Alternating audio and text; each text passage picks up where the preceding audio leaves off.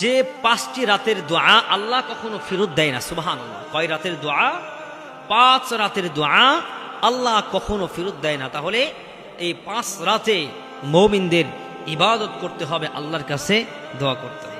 আল্লাহ সুবহানাহু ওয়া তাআলা জানায়া দিলেন, লাইলাতুল কদরি খায়রুম মিন আলফি শাহর। আমি কদরের রাতটাকে এমন দামি করে দিলাম, 1000 মাসের সমপরিমাণে কদরের রাতটাকে করে দিলাম। কদরের রাতে যদি আমার বান্দারা ইবাদত করে, দোয়া করে, আমি আমার বান্দার দোয়া ওই রাতেই কবুল করে নিই। সুবহানাল্লাহ। আল্লাহ সুবহানাহু ওয়া তাআলা হাদিসের মধ্যে জানিয়ে দিয়েছেন, আল্লাহ প্রথম আসমানে চলে আসে, কার কি লাগবে বান্দা? আলা আমি মুস্তাগফিরিন ফাগফিরাল্লাহ, আলা মুস্তারজিকিন ফারজুকাল্লাহ, আলা কাযা হাত্তা মাতলাইল ফজর।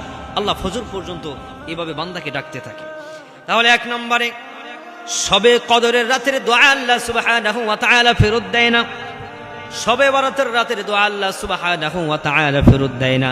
আল্লাহ সুবহানাহু ওয়া তাআলা ঈদুল ফিতরের রাতের দোয়া ফেরত দেয় না।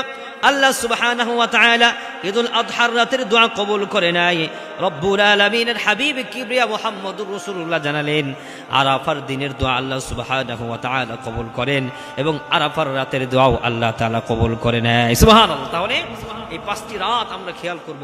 আমাদের টাকা পয়সা, বাড়ি গাড়ি, অট্টালিকা, সম্পদের যা কিছু প্রয়োজন হয়, এই 5টি রাত থেকে আমরা খেয়াল রেখে এই 5 রাতে আমরা ইবাদত করে আল্লাহ তাআলার কাছ থেকে চেয়ে নেব ইনশাআল্লাহ।